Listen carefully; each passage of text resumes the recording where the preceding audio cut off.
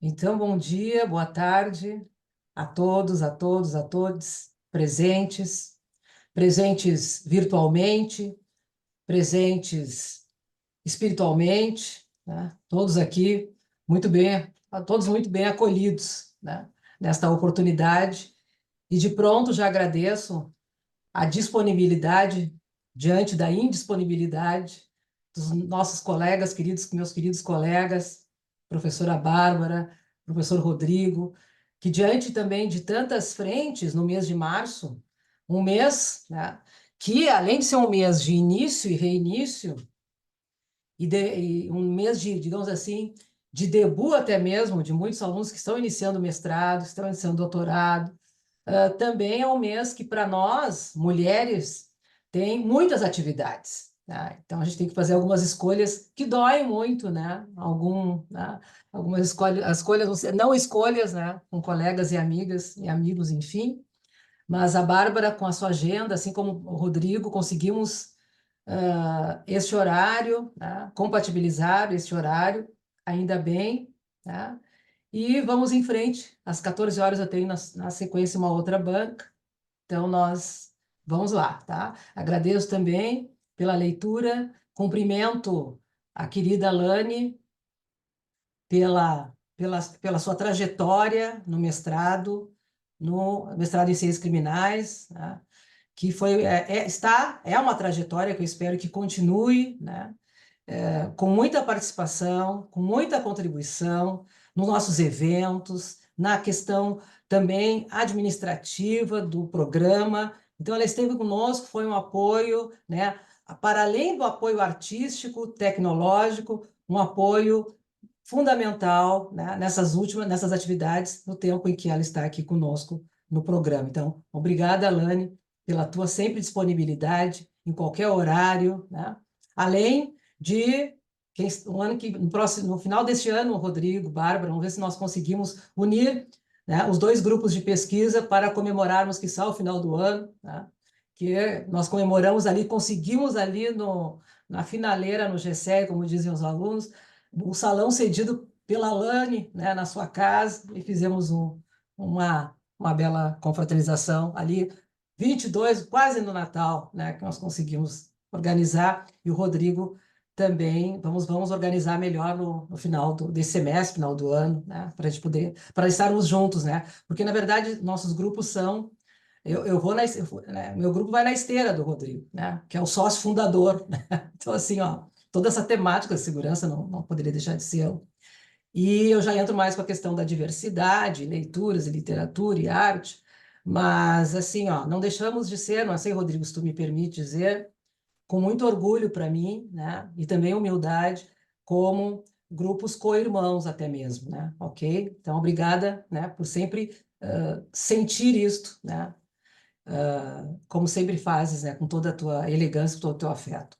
Então, nesse sentido, eu passo de imediato a palavra à querida Lani, que tem aproximadamente 20 minutos, né, para contar um pouquinho sobre a sua proposta de trabalho, né, sobre a tese que está sendo defendida dentro da dissertação, por quê, os propósitos, enfim, né, e também com uma certa, dentro da possibilidade, né, uma tentativa de comunicação para o público que aqui está te prestigiando e que não teve a oportunidade de ler o teu texto. Então, é um desafio interessante, porque é um auditório, né, como diz Aristóteles, quase heterogêneo, apesar de nós estarmos nas ciências criminais. Então, é contigo, Lani. Boa sorte.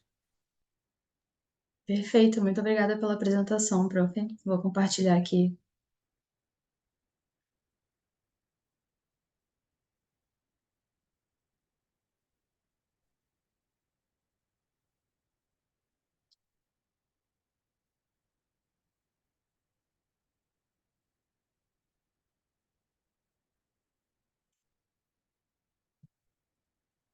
Diminuir, agora sim. Perfeito. Então, iniciando aqui a contagem, primeiramente, eu gostaria de saudar a banca, na pessoa da professora Bárbara e do professor Rodrigo, e, em especial, gostaria de saudar a minha orientadora, a professora Clarice Beatriz da Costa Zengen, a quem eu agradeço muito pela gentil orientação durante todo esse período e de todos os aprendizados que eu tive contigo.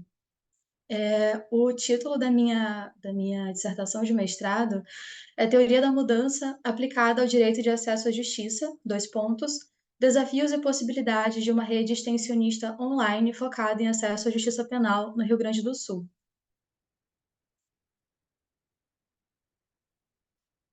E para poder falar da minha dissertação no estado atual, eu acho importante falar sobre como ela nasceu. Ela surgiu de uma ideia inicial e bastante, digamos, prepotente, de produzir uma rede social em âmbito nacional, focada nesses grupos, nessas categorias, principalmente começando com a questão penal, a população LGBTQ+, questão de gênero, população negra, infância e adolescência, projetos ambientais, população idosa, e vendo como essas diferentes instituições aqui do lado esquerdo atuam no enfrentamento das violências perpetradas contra esses grupos. Isso tudo vem de uma experiência que eu tive durante a graduação, durante o mestrado, onde eu atuei na Defensoria Pública, onde eu fiz parte de projetos de extensão, onde dentro da Defensoria Pública eu pude ver iniciativas desenvolvidas pelo Fórum, pelo Ministério Público, e dentro da Defensoria eu pude ver uma grande deficiência na articulação entre parcerias possíveis, necessárias e que de certa forma existiam, só que não eram tão eficazes. Só que aí não daria tempo de desenvolver tudo isso em uma pesquisa de mestrado, principalmente considerando que eu tinha mais um ano depois da qualificação para poder desenvolver esse trabalho e, assim, a seriedade que ele requer necessitou, então, de um recorte. Então, o professor Rodrigo me fez esse apontamento de que era um trabalho muito grande e eu levei isso em consideração. E a professora Bárbara me recomendou, então, focar na questão da extensão universitária. Então, o recorte final ficou assim: universidades, no caso as universidades federais do Rio Grande do Sul, delimitando, focadas, os projetos de extensão desenvolvidos dentro dessas universidades focados em acesso à justiça penal. Em paralelo a isso, surgiu um spin-off, digamos assim, que é um segundo projeto que nasce a partir desse projeto maior, que é o GID, que é uma rede nacional focada em acesso à educação, à saúde e a direitos de da população LGBTQ+. E aqui só a título de ilustração, do lado direito a gente tem o JIT, que foi um aplicativo já premiado no Torneio Empreendedor aqui da PUC, no Hangar, que é um programa focado em tese de doutorado, e mais recentemente ele também foi premiado na Agência de Engenharia de Software, concorrendo com projetos desenvolvidos para a Globo e para o Ministério Público Estadual. E aqui do lado esquerdo a gente tem o Cosmos, que está nascendo agora, e que já conta com alguns apoios muito importantes que eu vou mencionar mais à frente. E então, minha pesquisa está sendo desenvolvida na área de concentração Sistema Penal e Violência, e ele é desenvolvido dentro da linha de pesquisa Violência, Crime e Segurança Pública. As instituições envolvidas são a própria PUC, a CAPES, através da minha bolsa de pesquisa, sem a qual esse projeto não seria possível, ao CNPq também, que está fornecendo para a gente uma bolsa de iniciação científica tecnológica, onde a gente vai seguir investigando projetos desenvolvidos por outras instituições de ensino superior também, aqui no Rio Grande do Sul, entre instituições públicas e privadas. Mais recentemente, a gente desenvolveu uma parceria com a UFPEL, através do professor Bruno Rota, onde a gente vai poder contar com o apoio dele, dada a experiência dele com esses projetos de extensão focados em acesso à justiça penal. E ele também foi um dos professores entrevistados na minha pesquisa qualitativa. Além dele, o professor Diego Alan, da Unipampa, o professor Hector Cury, da Fundação Universidade Federal de Rio Grande, a professora Ângela Espíndola, da Universidade Federal de Santa Maria, e a professora Vanessa Chiari, da Universidade Federal do Rio Grande do Sul. Então, o tema ficou delimitado assim: redes de acesso à justiça penal formadas por projetos de extensão desenvolvidos por universidades federais do Rio Grande do Sul. O problema, então, é desenvolvido a partir do seguinte questionamento: a universidade, por meio da extensão universitária, pode ser considerado um importante instrumento de acesso à justiça por populações vulnerabilizadas que transitam pelo sistema de justiça criminal no Brasil? A minha hipótese é que ações protagonizadas por instituições que atuem com base na metodologia promovida pela teoria da mudança, que é uma metodologia recomendada pela ONU, articuladas pelo modelo de ecossistema de inovação social, e organizadas em uma rede social online têm uma grande potência de contribuir com a ampliação do direito de acesso à justiça. A minha justificativa, então, parte de um processo de desigualdades históricas que afeta atualmente na questão do direito de acesso à justiça por populações vulnerabilizadas socioeconomicamente. No segundo ponto da justificativa, eu trago o julgamento da DPF 347, que é a Arguição de Descumprimento de Preceito Fundamental, onde ela reconhece que as prisões brasileiras se constituem um estado de coisa inconstitucional, onde frequentemente, constantemente e de forma intensa e cada vez mais progressiva, as prisões brasileiras são esse cenário de violações constantes de direitos humanos das pessoas que estão sob a tutela do Estado. Isso é importante frisar. E no terceiro ponto, eu falo que, enquanto redes criminosas avançam com o auxílio de tecnologias de última geração, redes colaborativas ainda caminham a passos lentos. E isso é focado em questão de tráfico de drogas, em tráfico de pessoas. E eu trago aqui, eu cito o exemplo da Deep Web e da Dark Web também, que tem feito bastante sucesso para essas questões. E no quarto ponto, eu trago aqui a minha experiência também embasada em estudos teóricos que falam sobre os desafios vivenciados por projetos de extensão. A minha metodologia, então, parte de uma pesquisa qualitativa, onde eu fiz entrevistas semi-estruturadas a esses professores e professoras que eu acabei de citar, onde eu parto da pergunta: você faz parte de alguma rede formada por projetos de extensão? E, em caso negativo, se há o conhecimento de alguma rede nesse sentido. Eu já antecipo que as duas respostas foram negativas. Em cima dessa pesquisa qualitativa, eu aprofundei a minha técnica bibliográfica e documental. Eu já tinha uma ideia, eu já tinha feito um levantamento de dados, de bibliografia, só que através das respostas eu consegui aprofundar ainda mais essas questões que são, espero que vocês tenham o prazer, eu fiquei muito feliz com o resultado, de ler depois e vocês vão poder ver, quem não tem ainda acesso ao documento completo, ver como que isso se desenvolveu. Eu vou ser bem assim sintética nessa abordagem. Mas enfim, em seguida eu fiz uma conexão com a teoria da mudança a partir da última entrevista realizada, que foi com o professor Hector Cury, da FURG, da Universidade Federal de Rio Grande, onde ele falou sobre a metodologia da pesquisa-ação, onde você junta teoria e prática, e eu lembrei que em uma aula, na última disciplina que eu fiz, a professora Ana Clarissa Zanardo citou a teoria da mudança, eu anotei, e ficou esquecida, até que durante essa finalização da minha dissertação, eu lembrei, fui atrás e se encaixou como uma luva. E, em seguida, eu faço a prototipagem do aplicativo que eu proponho como uma intervenção. O sumário, então, se deu da seguinte forma: no primeiro ponto, eu trago a introdução, onde eu sintetizo tudo que está sendo abordado. Em seguida, eu falo sobre o acesso à justiça por populações vulnerabilizadas socioeconomicamente no Brasil e faço uma análise sobre o ensino da criminologia. Com enfoque principal aqui nas disciplinas obrigatórias e optativas de criminologia apresentadas pelas instituições onde eu fiz a pesquisa. E aí eu faço, então, uma breve análise, assim, sem a intenção de esgotar o tema, sobre a importância das escolas criminológicas, desse desenvolvimento, dessa epistemologia, como uma forma de manutenção do Estado democrático de direito, principalmente no que diz respeito ao processo penal e ao princípio da ressocialização, que eu falo mais à frente, que é exatamente o próximo ponto. E em seguida, então, eu faço um recorte sobre os números do cárcere, os indicadores e os marcadores sociais dessa população que está ali. Então, eu achei interessante trazer esse recorte, porque o professor Bruno Rota reclamou que a prática jurídica em direito penal, em processo penal, ela não é obrigatória na UFPEL. E aí eu fui verificar se ela também não era obrigatória em outras instituições, e de fato, ela é obrigatória na URGS e na Unipampa, e nas demais, não. E eu aproveitei também, porque eu lembrei que nas disciplinas de criminologia que eu fiz optativa lá na UFPEL, enfim, essa questão de ela ser optativa foi uma questão que me chamou muita atenção, porque os meus colegas que faziam parte da brigada, que faziam parte do exército, ficavam muito chocados quando o professor citava os princípios da execução penal, que de fato não acontece na realidade.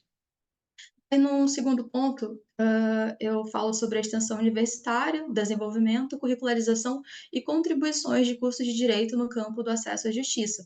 Daí eu faço uma breve análise assim, histórica, mostrando como que se desenvolveu a extensão de acordo com os estudos aos quais eu tive acesso, que ela surge na Inglaterra no século XIX, vai se expandindo para a Europa, e sempre muito focada assim, falta, a meu ver, um diálogo.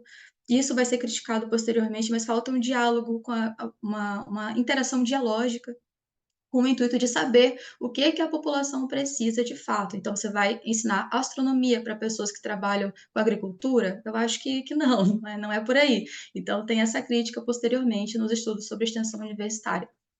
E mais à frente eu falo sobre a importância de metodologias ativas dentro das disciplinas do direito e da extensão como uma forma de protagonismo na formação acadêmica de estudantes de direito, que é uma forma de a gente já não sair tão cru ou crua da universidade, uma vez que a gente já lida com casos concretos e tudo isso sob a supervisão de professores e professoras capacitados para isso, capacitadas. E aí, então, o próximo capítulo, ele vai falar sobre exatamente esses relatos das entrevistas, onde eu delineio exatamente o que é abordado, quais são as perguntas, e esse diálogo, ele acaba sendo muito interessante e enriquecedor para o desenvolvimento dessa dissertação no total. No tópico 4.6, eu faço um recorte sobre os enfoques com perspectiva de gênero, e eu já antecipo que há um interesse de todas as partes em fazer esse enfoque. No caso da professora Ângela Espíndola, eles têm alguns projetos de extensão focados bem necessariamente na questão da perspectiva de gênero. E dentre eles, um projeto desenvolvido por estudantes em escolas de ensino médio aqui do Rio Grande do Sul. E aí eu faço depois uma análise dos desafios e das perspectivas. E aqui eu já antecipo que, embora não exista ações em parceria, ações em rede entre os projetos, foram apontadas algumas parcerias com a Defensoria Pública, com escolas de ensino médio, a FURG faz o acompanhamento de medidas socioeducativas junto com o Ministério Público, a parceria com a SUSEP, com a Unesco. Então, embora não se dê essas parcerias de uma forma assim organizada, previamente articulada, isso está acontecendo de forma tácita, digamos. Aí eu fiz aqui algumas sínteses das demandas. Os professores reclamaram da individualidade docente, falta de parceria entre os próprios pares, entre professores e professoras de penal, de direito penal, que acabam não se interessando tanto pela prática da extensão universitária. A professora Ângela Espíndola, esse ponto da individualidade foi focado por todos e todas, mas o segundo ponto da maturação dos projetos foi apresentado pela professora Ângela Espíndola, que disse que para que um projeto esteja rendendo frutos, ele precisa de um tempo de maturação, e ela frisou bastante esse ponto, e até porque, se ela está sozinha, realmente ela vai precisar de mais tempo.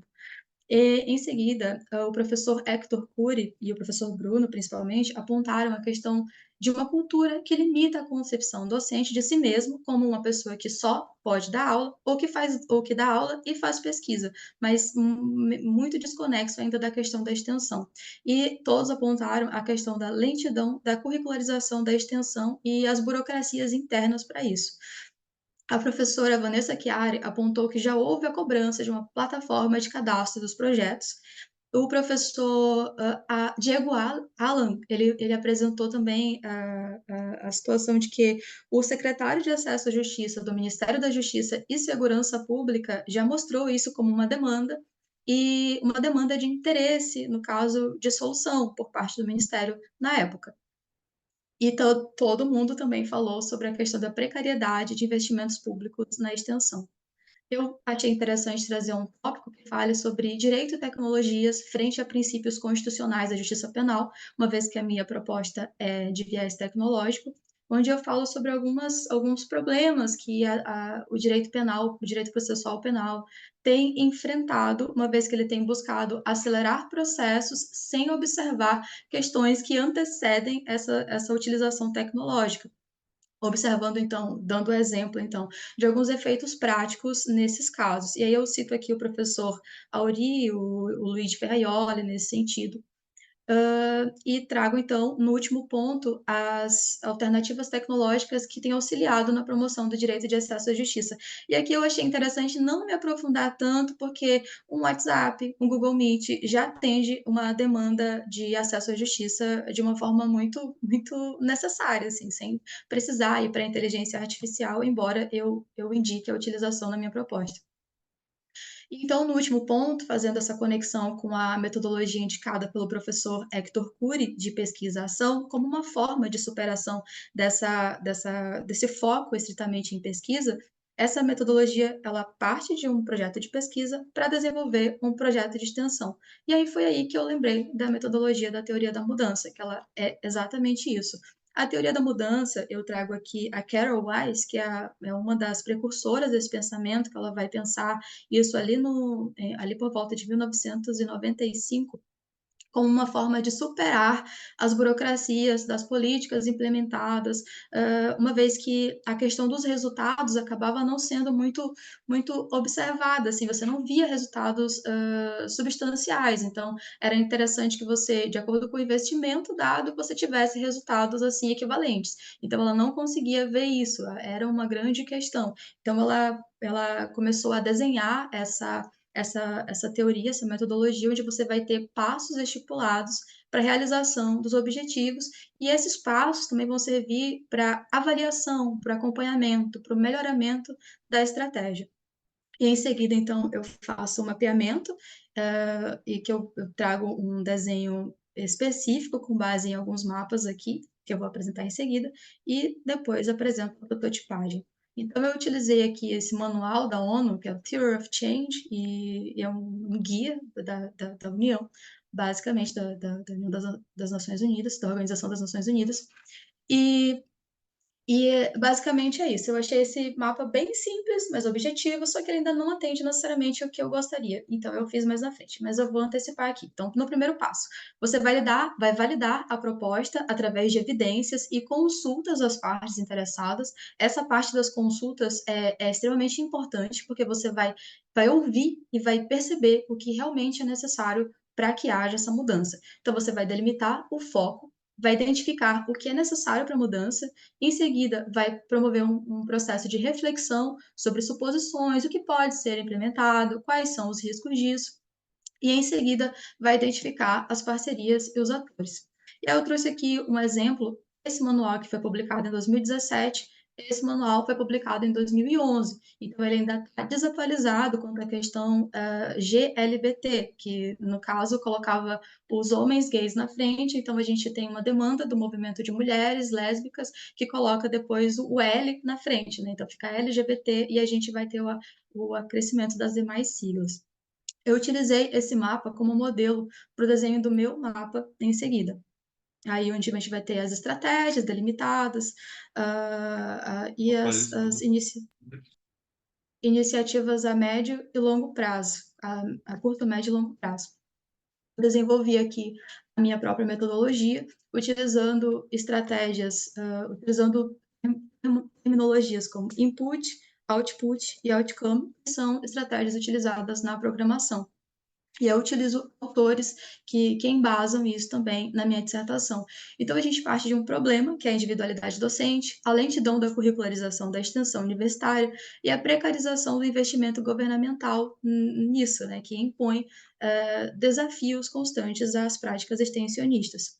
Como objetivo geral, a gente então pensa em fortalecer esses projetos focados no direito de acesso à justiça penal com base nos objetivos de desenvolvimento sustentável que estão aqui do lado esquerdo, que vocês podem ver, que fazem parte da Agenda de 2030.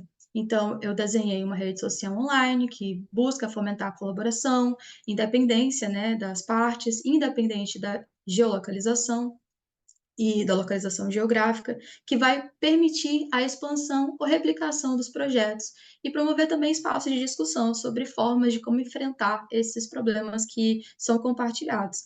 Daí, eu achei interessante colocar como objetivos específicos, objetivo geral e objetivos específicos, assim, alinhando a própria metodologia que a gente já utiliza para pesquisa. Então, Só desligar aqui. Estou quase terminando. E aí eu pensando aqui também numa escalabilidade a longo prazo para outras áreas do direito, só antecipando, mas primeiro a gente vai focar aqui no acesso à justiça penal. Então, esse é o aplicativo que eu desenvolvi. Esse aqui é um protótipo de baixa fidelidade, que a gente fala, onde você não tem essa experiência imersiva. Então, tem o user case de acesso aberto, onde o cidadão, a cidadã vai entrar e vai buscar os projetos de acordo com a categoria de interesse. Eu coloquei aqui um assistente virtual, que tem como base inteligência artificial para casos de dúvidas. E as dúvidas, ele geralmente funciona muito bem. Eu tenho utilizado em outras plataformas. Aqui ele vai entrar e vai ver o projeto, defesa sobre o projeto, história, propósito, como entrar em contato. E aí tem os user case de estudante, porque como os professores e professoras reclamaram da individualidade docente, eu achei interessante colocar o estudante ou a estudante também como protagonista desse processo, até para poder tirar um pouco da carga docente, né? E aí que o login, projetos cadastrados, vai verificar, eu vou ter liberdade depois para poder cadastrar o projeto, estudantes cadastrados, eu homenageei aqui alguns amigos e amigas minhas. Esse projeto, coincidentemente, ele existe dentro da UFPEL e a gente desenvolveu. Eu fiz parte da fundação dele. E aqui como cadastrar o projeto. Eu achei interessante colocar se é uma réplica de um projeto que já existe e colocar ali um termo de consentimento de quem desenvolveu, porque é interessante também dar os créditos para quem criou essa iniciativa. Daqui o perfil do coordenador ou coordenadora, e eu só antecipando que eu utilizei inteligência artificial para desenvolver essas imagens. Então, eu descrevi como que seriam as pessoas e a IA da Microsoft fez para mim as imagens, a minha e a do professor Bruno. E o professor Bruno está a título de representação da parceria que a gente desenvolveu. Muito obrigada pela atenção. Vocês podem acessar o protótipo de alta fidelidade, onde vocês vão clicar nos botõezinhos através desse QR Code. E eu vou deixar só um pouquinho aqui para que vocês possam acessar. E eu fico, então, à disposição da banca para questionamentos, para apontamentos, recomendações. É isso aí. Muito obrigada pela atenção. Muito obrigada aos amigos e amigas presentes. Ok, Lani, muito obrigada também